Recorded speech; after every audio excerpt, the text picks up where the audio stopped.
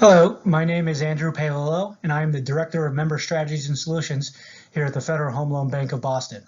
Thank you for joining us today for the second edition of our new case study series, this one titled Utilizing the SOFR-Indexed Advance.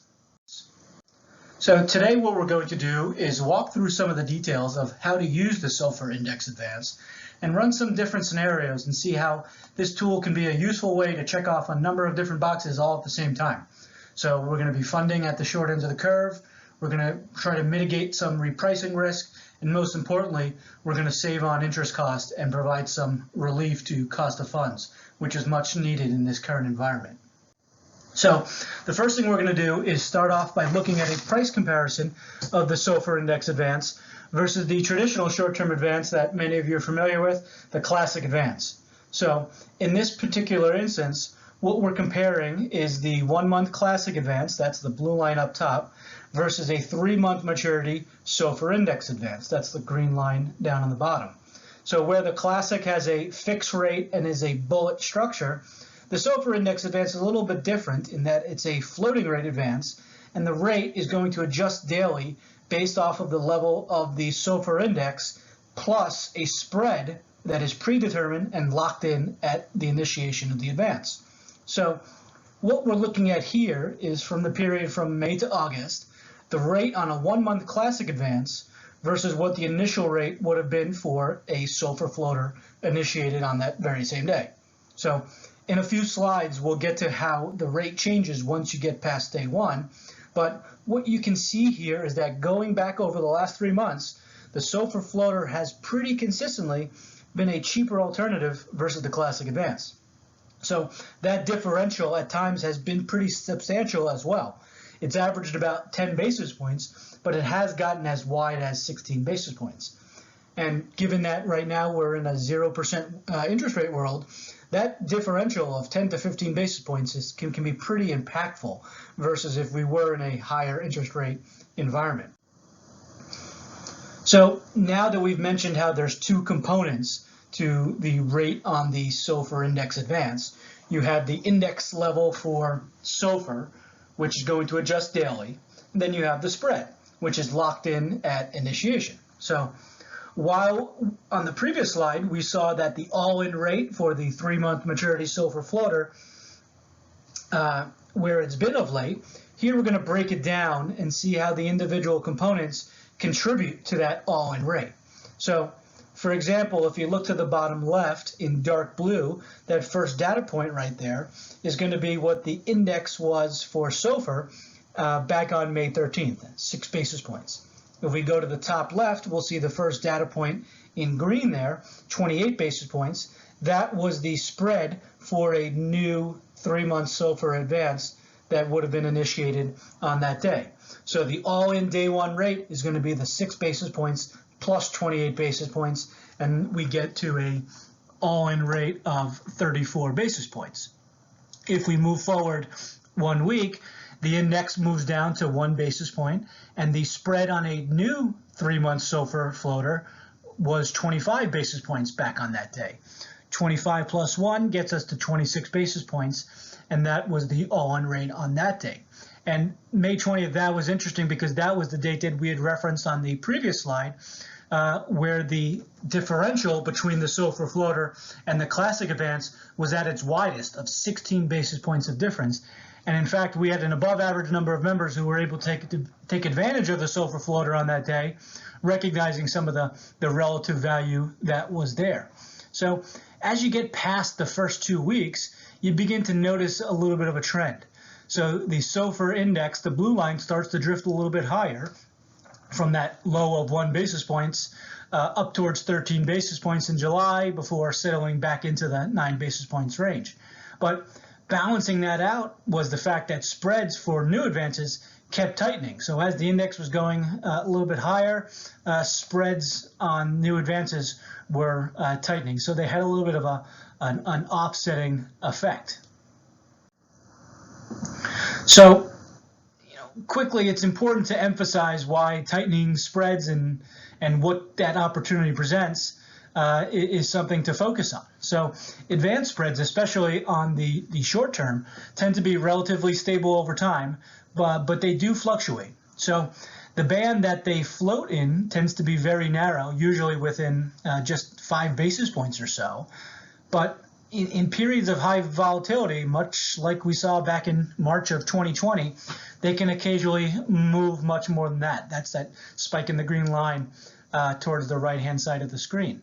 So while those shifts were pretty modest relative to some of the extreme moves that we saw in other financial instruments during that time, both asset and liability, it does underscore the importance of spreads and the impact of repricing frequency when you're talking about funding management.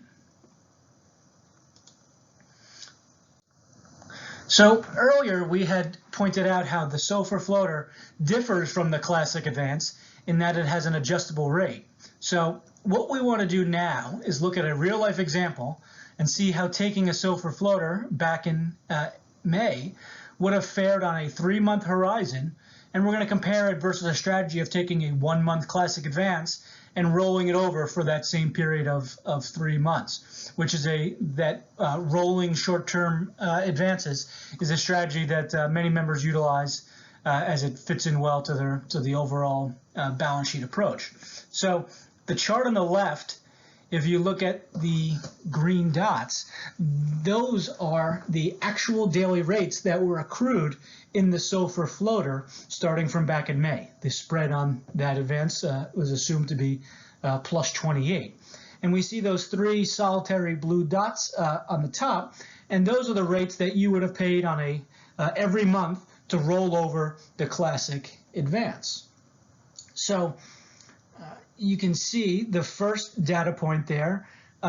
There was a 9 basis point differential. So the SOFR-Indexed Advance was cheaper than the classic advance by 9 basis points. So as time started to pass, the accruals, as the index rate moved down, as we saw a slide or two ago, to a low of 29 basis points. But then as the SOFR index started to drift up, so did the accrual rate on the SOFR-Indexed Advance.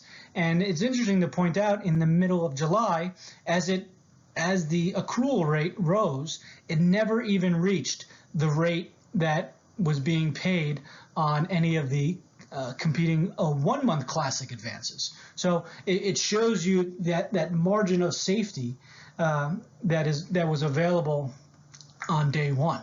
So on the left-hand side, we have the daily rates, the actual rates paid. On the right-hand side, now this is just going to be the rolling average cost for that strategy over time.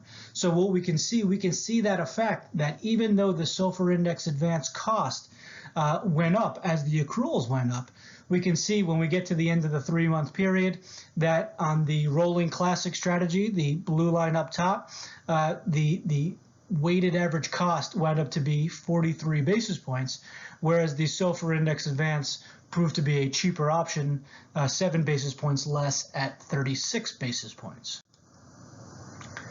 So this is all well and good, but that was an example of what happened from May to August. How do we look forward? How do we see what could happen under a couple different scenarios? So what we're going to do is look at this same strategy comparison. We're going to compare a 3-month SOFR-Indexed Advance versus a strategy of rolling 1-month classics for a period of 3 months. So here we're going to undertake a couple stress tests. So in test number 1, we're going to jump right in with a pretty rigorous test, and we're going to assume that the SOFR index goes higher to 25 basis points, the top end of the Fed funds range at present, and that's going to occur over the span of the first month.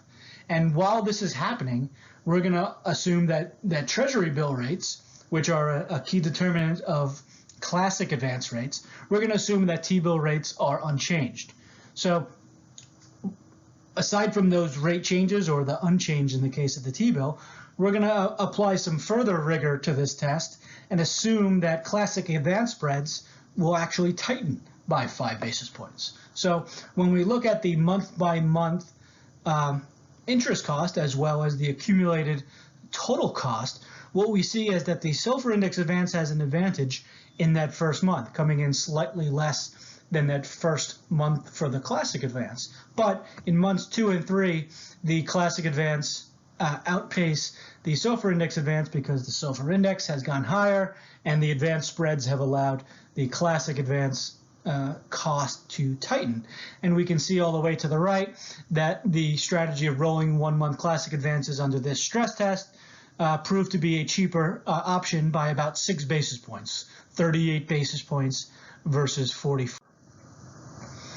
So for test number 2, we're going to go with something similar, but probably a little bit more realistic in that we're going to keep ramping SOFR up to 25 basis points. We're going to do it over the period of 3 months, and we're going to have Treasury bills move in lockstep with SOFR. So they're going to bump up a little bit higher as well. We're going to keep that advance tightening in there as well. So what we see here is that, once again, the SOFR-Indexed Advance gets the benefit in that first month by producing a cheaper alternative by 7 basis points. And then as we get to each of the next 2 months, that gap between the SOFR-Indexed Advance and the rolling Classic strategy, the SOFR is a cheaper alternative in each one of those months as well. And then when we look at the total cost, the SOFR comes out as a cheaper option by 4 basis points. Okay, so test 1 and 2 were traditional stress tests where we asked the question, how can this go against us? And as a floating rate liability, it's intuitive to think that the risk is that if rates go higher to some extent, that's going to have a negative impact. So with test number 3, we're going to look at things a little bit differently and say, how can this work out well for us? So, as we look at this test, we're going to assume that SOFR index goes from its current level down to 0%. And we're going to, over the course of 3 months, and we're going to assume that T-bills do the same thing. They're going to move in lockstep all the way down to 0%. And because that type of market movement, typically will signal some stress in the markets with that flight to quality, we're going to widen Classic Advance spreads by 5 basis points in this instance. So what we have here is that the total cost differential between the SOFR floater and the rolling Classic strategy is significantly wider than what we saw in test 1 and 2, and it's sharply in the members' favor. So the total cost for the SOFR strategy is 26 basis points compared to 41 basis points for the rolling Classic strategy. So this significant interest cost savings really highlights the value of being able to lock in that spread. So remember, we talked about the 2 components of the SOFR-Indexed Advanced rate. So you retain the ability to reprice as market interest rates go lower and down to 0% in this case. But the value of the locked-in spread doesn't expose you to the risk of a widening on any one particular day, the day when your advance happens to come up for renewal. So think back to that spread fluctuations chart from a few slides ago, and we saw that volatility and we saw that widening occur at the onset of the pandemic back in March. And if you had funding due to be rolled over on that day, you were exposed to a significant widening in the levels of the funding versus if it was a week prior, 2 weeks prior, or even as conditions calm down, 1 to 2 weeks after that period.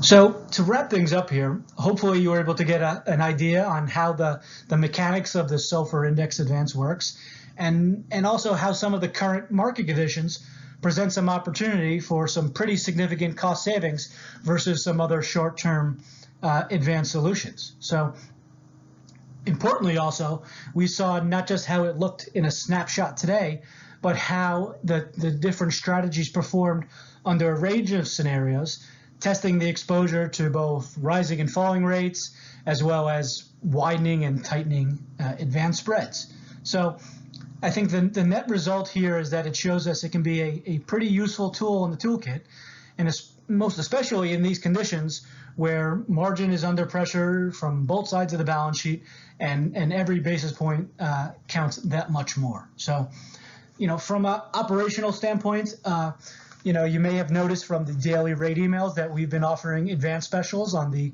3-month maturity SOFR-Indexed Advance every week, typically on Thursday mornings. But the advance is available every day of the week, and it's not just limited to that 3-month maturity. Longer maturity offerings are available, such as 1, 2, or 3 years. So feel free to reach out to us here in the strategies group or call the money desk, and we'd be happy to price out any structure that you may be thinking about, or just want to keep the tires on the levels. And we'd be happy to answer any questions that you may have. So that is all for our presentation today. Hopefully you found some value and you took away something that may be useful as you go through your balance sheet management process in this unique and challenging time. So I'll point out that this recording, as well as the PDF version of the slides, are available on our website, along with the other case studies, webinars and articles and other types of content that we have out there. So if you have any questions, please feel free to reach out to me or your relationship manager, and we'd be happy to help out and answer any questions you may have. Thank you, and have a great day.